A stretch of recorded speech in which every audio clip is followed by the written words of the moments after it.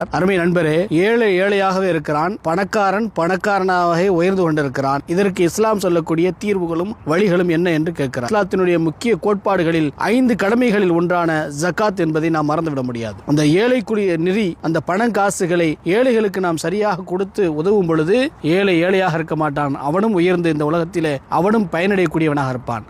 அதே சமயத்தில் ஏழைகளுக்குரிய அந்த ஜகாத் நிதியை பணக்காரன் ஏழைகளுக்கு கொடுக்கும் பொழுது சமத்துவத்தை நம்மால் உணர முடியும். சகோதரிகள், அது மாத்திரமல்ல, 2 பங்களிப்பை 2 பிரயோஜனங்களை அந்த பணக்காரன் அடைகிறான். ஒன்று ஏழைகள் கொடுத்த அந்த சந்தோஷமும், இரண்டாவது அவன் சுவர்க்கத்தை அடையக்கூடிய மார்க்கத்தை பின்பற்றக்கூடிய சந்தோஷத்தையும் அவன் அடைகிறான்.